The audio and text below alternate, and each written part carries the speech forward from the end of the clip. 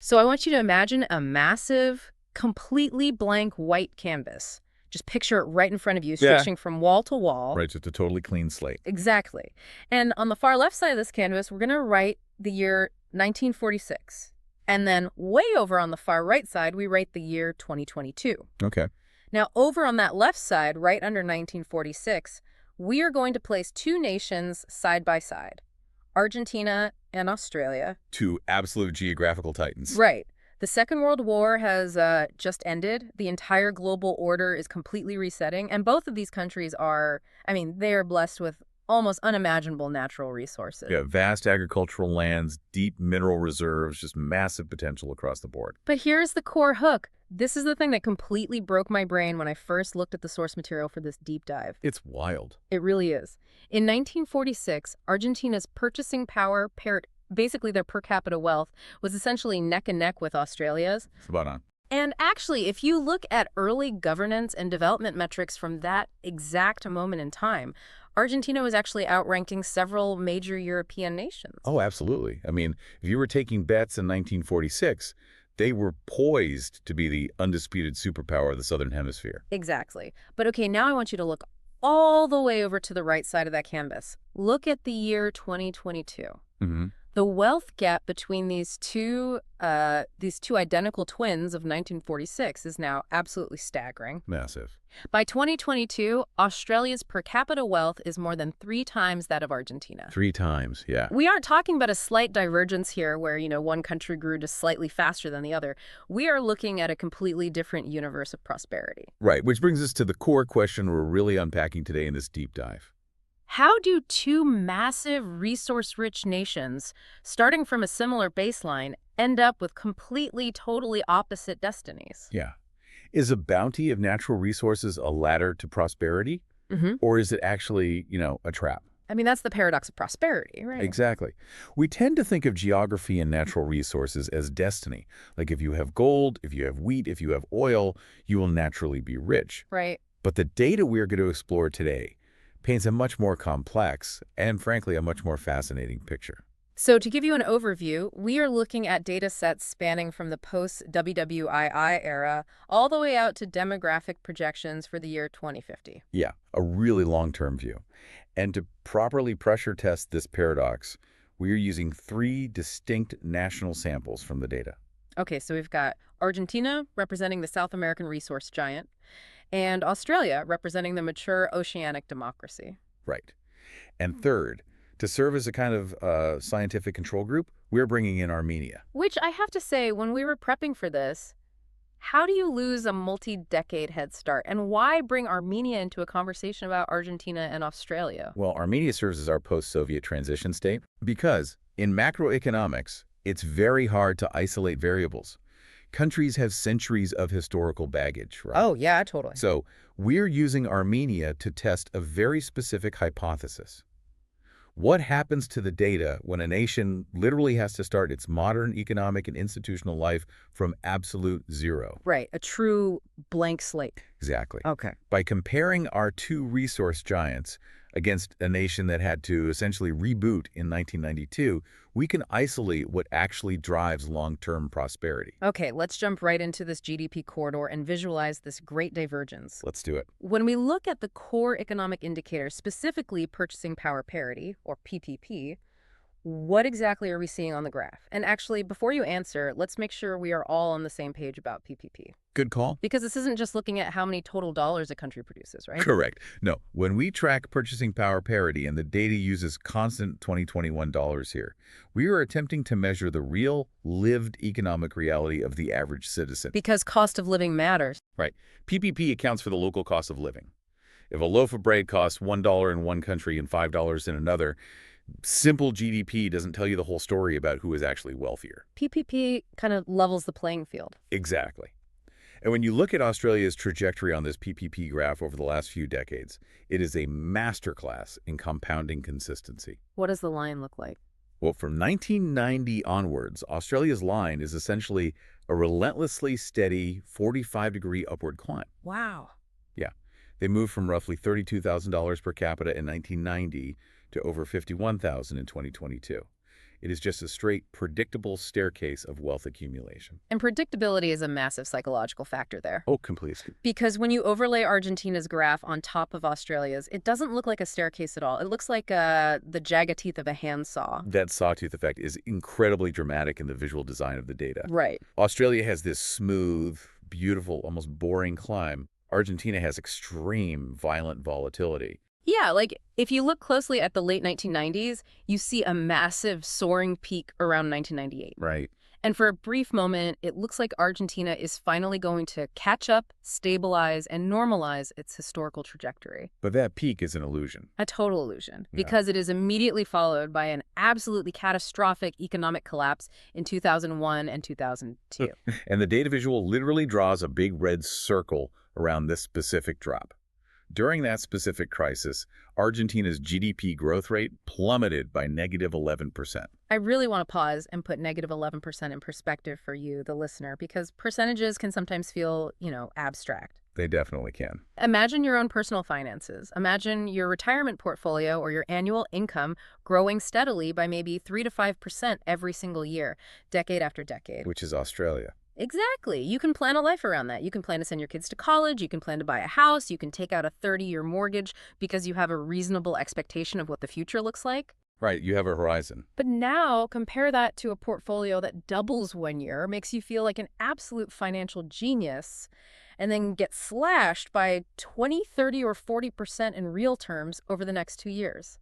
It's terrifying. You can't plan a future on a sawtooth. You can't build generational wealth on a roller coaster. You just end up living in a state of constant financial hypervigilance. And that hypervigilance, it fundamentally changes how an entire economy operates. How so? Well, when citizens know a crash is mathematically probable every 10 years or so, they stop investing in long-term illiquid assets. Oh, sure. They don't build new factories. They buy foreign currency and hide it outside the banking system. Because they don't trust the banks. Exactly. Yeah. The 2001 crash in Argentina wasn't just a dip on a chart. It involved severe banking restrictions, the freezing of deposits, and immense social unrest. It literally destroyed the psychological concept of the long term. But wait a second, I have to challenge the premise here. Okay, go for it. If we go back to our initial setup, both of these countries are massive resource economies. Australia has immense mining operations, iron ore, coal.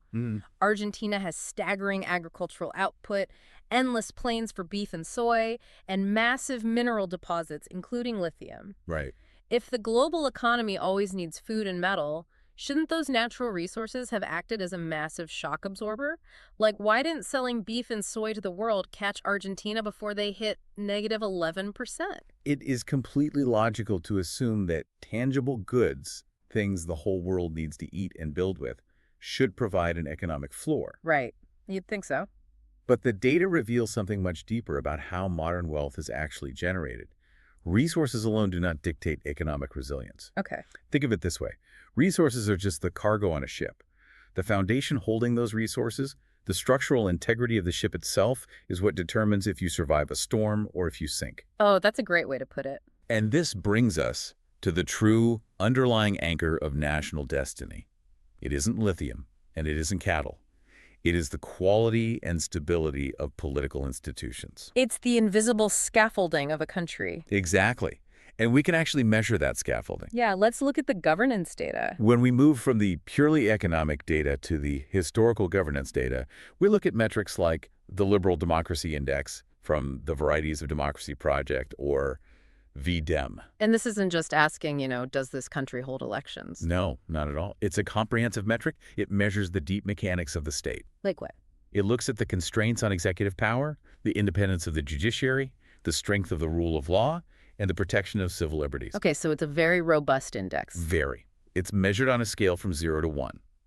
And if we visualize this as a stacked area chart spanning the last 50 years, Australia sits incredibly comfortably, and more importantly, consistently, above the 0.8 mark. So basically, they are pulling an A- or a B+ every single year across multiple generations, regardless of which political party is in power. Yes, that continuity is the secret. It's a highly institutionalized, predictable environment. The rules don't change. Right. The rules of the game do not change just because the prime minister changes. But then you look at the volatility cost in Argentina. Oh man, the swings here are wild. Their democracy scores swing wildly, perfectly mirroring that economic sawtooth we saw earlier. Yeah, during the military dictatorships of the 1970s, their score crashes down to roughly zero point 0.3. hmm Then, during periods of democratic restoration in the 1980s, it climbs back up toward zero point 0.8. It's complete institutional whiplash. Yeah. The fundamental rules of society are being rewritten entirely every decade or two. And what's fascinating here is that the key takeaway from the data is that the economic lost decades we see in Argentina and the subsequent extreme crashes were not simple market failures. They weren't caused by a bad trade deal or a temporary fluctuation in the global price of soy. No, they were a direct, measurable symptom of this extreme institutional whiplash. When the overarching rules of the game change every time the government changes, markets completely freeze. Let me put it this way for you, the listener. Think about the rules at your own workplace. Yeah, good analogy.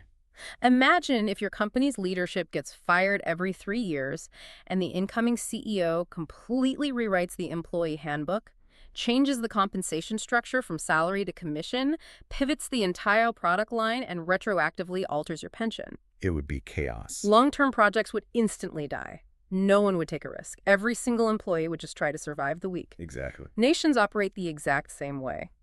If a foreign multinational company wants to build a billion-dollar lithium processing plant, they need absolute certainty that the contract they sign today will still be legally valid in 20 years. They have to have that certainty. If the democracy and rule of law score is swinging from zero point 0.8 to zero point 0.3 and back again, you simply do not build the factory. You take your $1 billion and you go to Australia. And that lack of long-term capital formation is the specific mechanism that translates a political crisis into an economic collapse. The resources are irrelevant at that point. Right. The lithium is still in the ground, the wheat is still growing in the fields, but the complex, multi-decade mechanism required to convert that raw material into stable, compounding wealth is broken because the baseline trust is broken. Okay, so that clearly illustrates that having a century of history and a mountain of resources isn't enough if your institutions are volatile.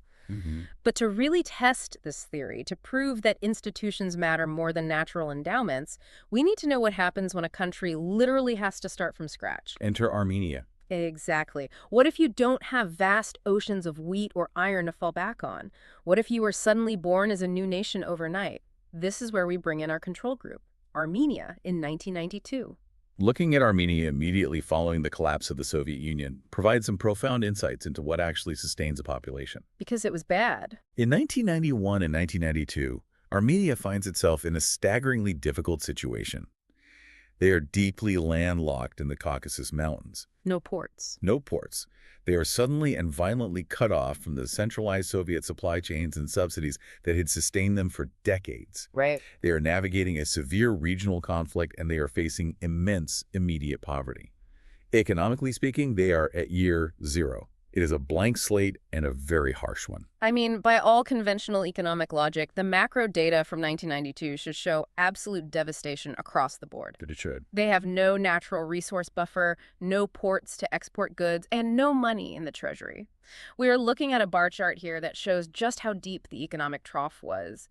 During those first winters, there were massive energy shortages. People were literally burning furniture to stay warm because the power grid was down. It was a survival situation. But when we dug into the historical data, we found a massive aha moment. This is one of my favorite data points. Despite the severe economic devastation and the physical collapse of their infrastructure, Armenia's life expectancy did not plummet into the 40s or 50s like you might expect in a collapsed state. No, it didn't. It hovered around a remarkably high 70 years. It is a fascinating anomaly.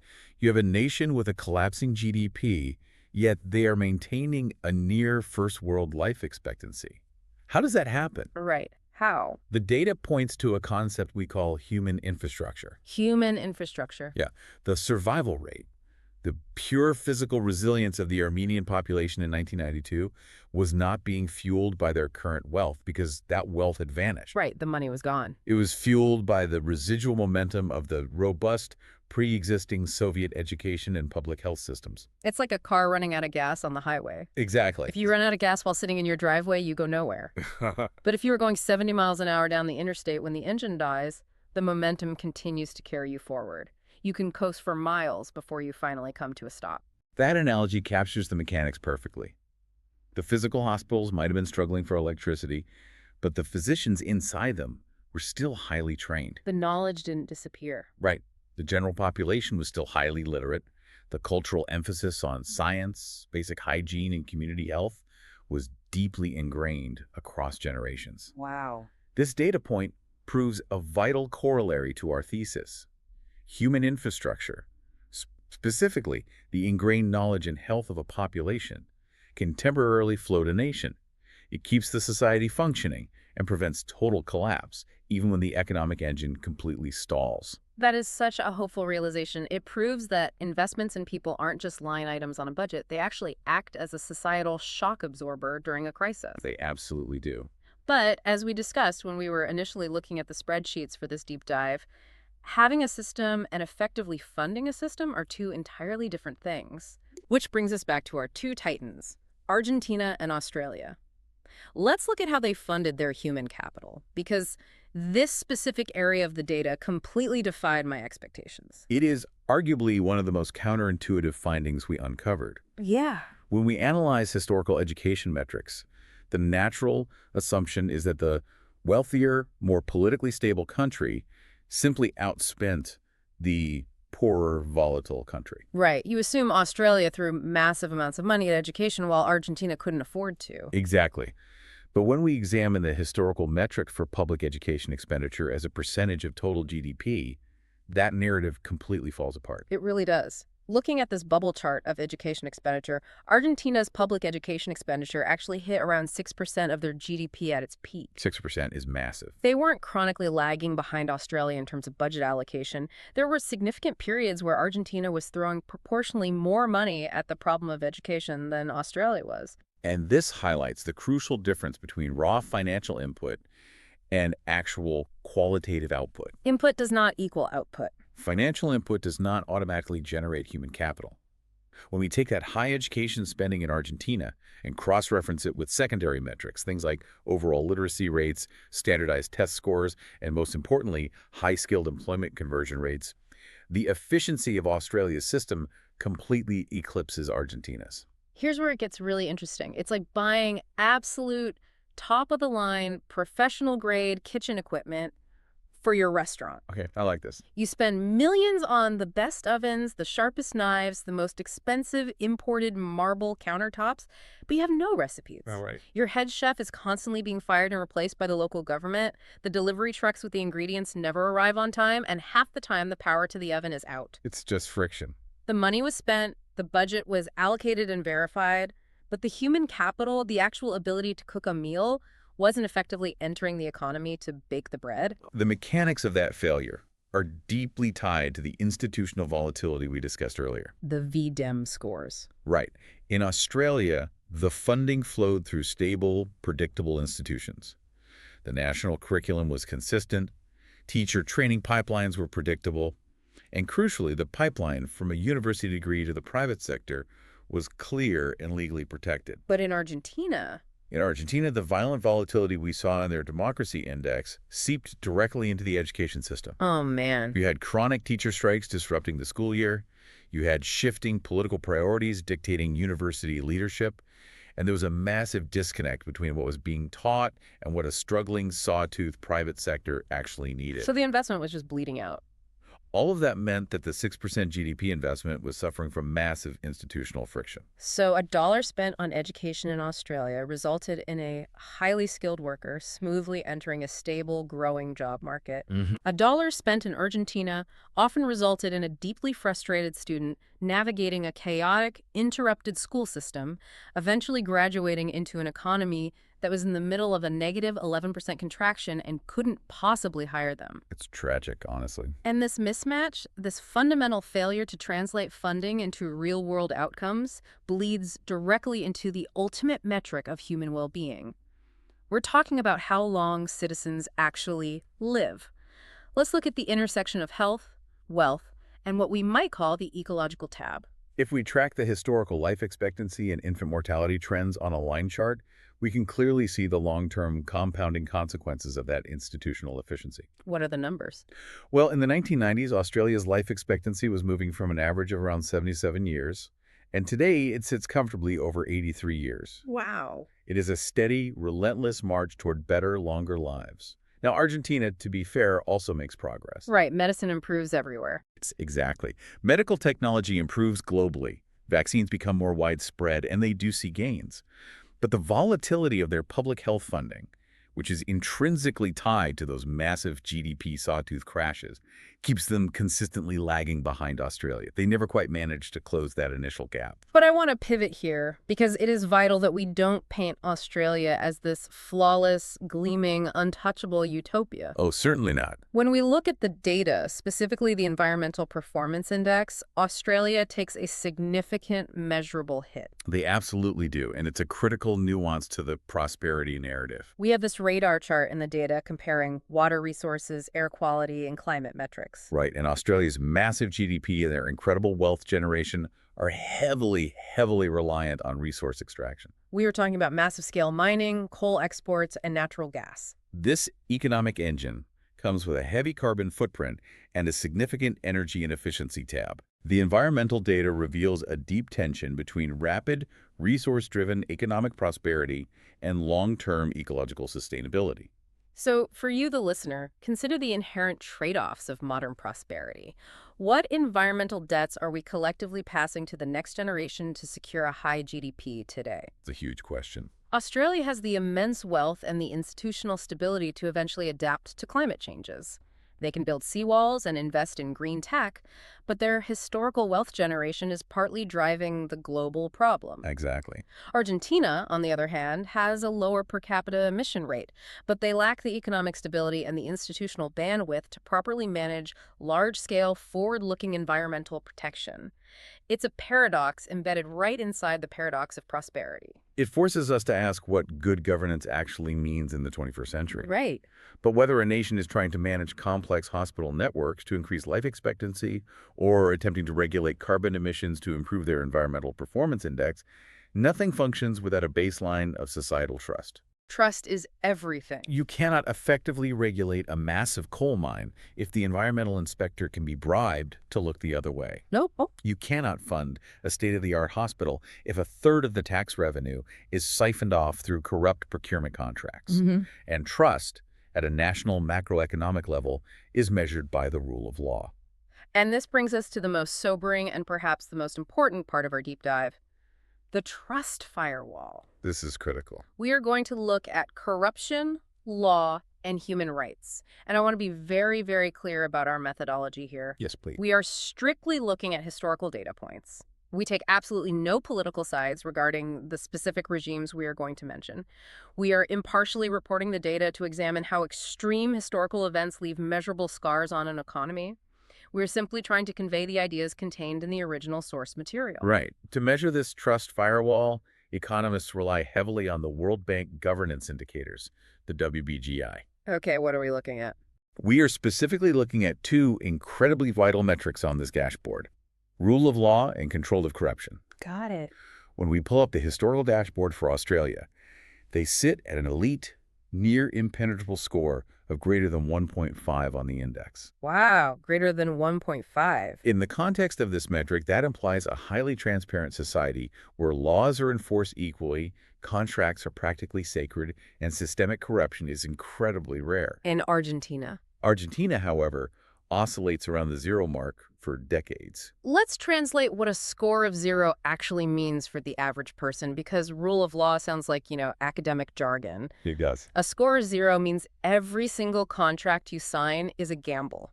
If you want to open a small bakery, the health inspector demands a bribe. Right. The licensing board delays your permit for 6 months unless you know a guy who knows a guy.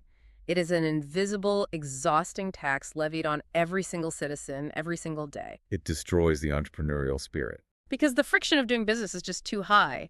But the breakdown of trust goes much darker than just bureaucratic delays and bribes. It does. To fully understand the breakdown of societal trust, we also analyze data from the CIRI Human Rights Data Project. specifically focusing on their torture index. And looking at the visual representation of this data over time, it's a stark, deeply troubling red to black gradient bar chart. Yes. During the 1970s, under the military dictatorship, Argentina's score hit absolute zero. Absolute zero. In the strict methodology of this index, a zero indicates severe, widespread, and systematic state violence and torture. And the most tragic part of this data is that even after democracy was formally restored in the 1980s, the score doesn't just magically bounce back to a perfect healthy green. No. You don't just hold an election and erase that history. Right. The data clearly shows the lingering multi-generational scars of social terror and distrust. Severe human rights violations obliterate institutional trust for generations. The mechanics of this are psychological, but they have massive economic impacts. Oh. If your government has historically shown a capacity for extrajudicial violence, the baseline assumption of the average citizen becomes deep suspicion. Yeah, naturally. You cannot build a predictable, thriving, forward-looking economy over a fundamentally fractured social contract. People will not put their life savings into a national bank if they fear the state. You just can't. If citizens fundamentally do not trust the system, they stop investing their money in it. They hide their savings under the mattress, or they desperately try to move it into offshore accounts. Capital flight. Exactly. But more importantly, if they don't trust the system, they physically leave. They pack up their skills, their education, and their families, and they exit the data set entirely.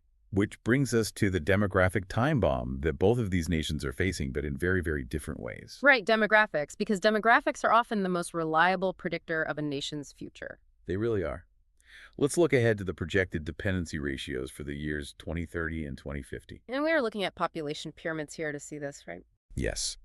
The dependency ratio measures the proportion of elderly, non-working citizens against the active working age population. Okay. As a nation ages, the economic burden on the workers increases massively. When we look at these projections, we see two entirely different survival strategies at play. Australia's strategy relies heavily, almost existentially, on immigration, right? Yes. Australia has engineered a highly targeted, points-based immigration system. Because they have a high rule of law score, an incredibly stable economy, and high wages, they act as a massive magnet for global talent. They pull people in. They use this constant influx of high-quality, educated immigration to actively keep their labor force young, dynamic, and expanding. It perfectly offsets their naturally aging domestic population. It's a demographic engine they control. Meanwhile, Argentina faces the exact opposite vulnerability. Brain drain. Exactly. Because of the institutional instability, the sawtooth economic crashes, and that invisible, exhausting tax and corruption we talked about, they are highly susceptible to brain drain. The best and brightest leave. The doctors, the civil engineers, the tech entrepreneurs, they often seek opportunities abroad. This is where that education paradox really stings. Oh, right, the 6%. You spend that 6% of your GDP educating a brilliant engineer. But because that engineer can't trust the local economy to provide a stable 30-year career, they take their state-funded degree and move to Madrid or Miami or, Sydney. The irony is profound. One nation is exporting its raw materials, but also unintentionally exporting its human capital. Yeah. And we can see this global movement of confidence, not just in people migrating, but in massive flows of capital. Yeah. We measure this through foreign direct investment, or FDI. We're looking at a waterfall chart here. This is essentially how the rest of the world votes on these two paths. Precisely. FDI tracks the net inflows of investment to acquire a lasting management interest in an enterprise operating in an economy other than that of the investor. Okay. When we look at Australia's FDI chart, it is a compounding waterfall of international trust. Year after year, billions of dollars flow in from overseas to build infrastructure, fund tech startups, and expand green energy industries. It just keeps growing. But Argentina's FDI chart, however, is a series of erratic, terrifying cliff drops. Cliff drops. And these sudden drops in foreign investment are explicitly, chronologically tied to their history of sovereign debt defaults. When a nation defaults on its international debt, global capital violently flees, and it takes decades of perfect behavior to coax it back. If we connect this to the bigger picture, FDI isn't just abstract money moving around on a Bloomberg terminal. No, it's not. It is the global market voting on a country's rule of law. It's the rest of the world saying, we believe your contracts will be honored in 10 years. We believe your courts are fair. Exactly. Australia gets the votes. Argentina struggles desperately to keep them. Which leads us to a rather grim deterministic question. Okay, lay it on me. Is a nation doomed if it doesn't have 200 years of unbroken common law and highly stable institutions? If you have a history of volatility and corruption, is the die permanently cast? That is exactly the depressing conclusion you might reach if you only looked at the big two. Right. If you only looked at Australia's perfect staircase and Argentina's sawtooth, you might think history is a prison. But this is exactly why we brought in our control group. Let's look back in Armenia for a massive glimmer of hope. We are going to explore the latecomer's advantage. Looking purely at the data and maintaining an objective view of the mechanics, we observe a very specific, undeniable inflection point in the Armenian datasets around the year 2018. Okay, what happened in 2018? Following a series of massive civil efforts, a peaceful movement aimed specifically at improving governance, aggressively reducing oligarchic corruption, and demanding institutional transparency, there is a clear, measurable, and synchronous bounce in their national data. It is genuinely amazing to look at the line charts from that period. You see the democracy and transparency indices tick upward as new laws are passed and enforced. And almost immediately, perfectly in sync with that rising trust, their GDP growth rates bounce up as well. It's synchronous. It proves that the curse of bad geography or bad history can be broken. Nations are not permanently trapped by their past trauma. Improving transparency actually works. And what's more incredible, it works fast. Right. You don't need 200 years of British common law to see a return on investment in the rule of law. Yeah. You can see it in a fiscal quarter. Economists refer to this as the concept of leapfrogging. Latecomers to institutional stability don't have to slowly reinvent the wheel. The blueprint is already there. The blueprint for good governance exists. If a developing nation implements transparent rules and aggressively cleans up its courts, global capital, that FDI we just talked about, is desperately hungry for new emerging markets with high growth potential. Capital wants a safe place to grow. Capital will flow in the absolute moment the trust firewall is established and verified. Armenia proved that institutional momentum can be reversed. So let's wrap this all up. What does this all mean for you, the listener? We have covered a massive amount of ground today in this deep dive, from the post-WWII GDP baselines to the 2050 demographic cliffs. It's a lot of data. Let's synthesize this vast ocean of data into the three core laws of the Great Divergence. I'm looking at this comprehensive quadrant chart that plots governance quality against long-term economic growth. Right. Law number 1. Resources are both a massive dividend and a potential curse. The paradox. Having vast natural wealth, whether it's lithium or wheat, without strong governance constraints, just creates erratic, unmanageable price cycles. It fuels the sawtooth graph, as we saw so clearly in Argentina. A bounty of resources is not an automatic ladder to wealth. Without a solid ship to carry it, the cargo will sink you. Exactly.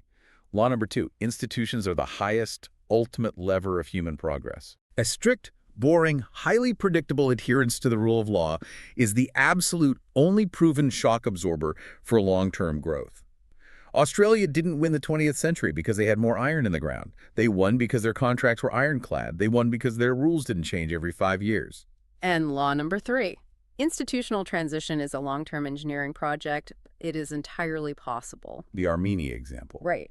Latecomers can literally leapfrog decades of economic stagnation by aggressively prioritizing transparency, fighting corruption, and trusting in the human capital of their citizens. It's all about transparency, rule of law, and human capital conversion. Think back to the visual design we started with, that massive blank canvas stretching from 1946 to 2022. The data proves it beyond a shadow of a doubt.